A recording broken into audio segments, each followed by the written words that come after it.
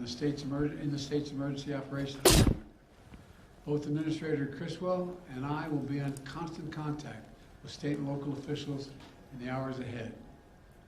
Once the storm hits, we're going to work with state officials to clear debris, restore power, and do it as fast as possible. The Army Corps of Engineers will pump out water and decrease flooding. We've already directed the Department of Defense to be ready to provide active duty service members to support Florida after the storm surge, if Governor DeSantis requests the help, which I expect he might, just like we did in North Carolina. I have surged over 1,000 U.S. Coast Guard personnel to perform search and rescue missions and reopen the port of Tampa as soon as possible. Now, I want to reiterate a point I made clear earlier today to the folks who have been impacted by Helene. This impact, and will be now impacted by Milton. Over the last few weeks, there's been a reckless and irresponsible and relentless promotion of disinformation and outright lies about what's going on. It's undermining confidence in the people in Florida and incredible rescue and recovery work that has been undertaken. Literally, there are thousands of fellow Americans who are putting their lives at stake and putting on the line to do the dangerous work that needs to be done now. And it's harmful to those who most need the help. Quite frankly, these lies are un-American, and there is simply no place for them. Not now, not ever.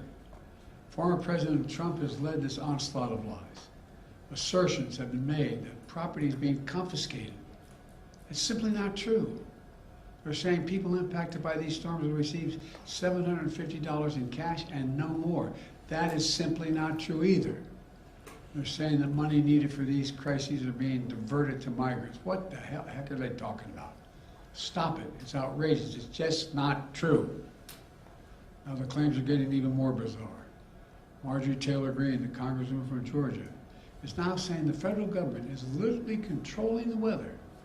We're controlling the weather. It's beyond ridiculous. It's so stupid. It's got to stop. Let me close with this. As difficult as these days and weeks have been, we've seen incredible courage by so many of our fellow Americans. I want to thank all the first responders for running toward danger instead of away from it, for saving lives and making a difference.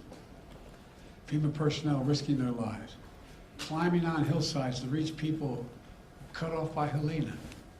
Army National Guard flying through the gale wind force that it's amazing what they're doing.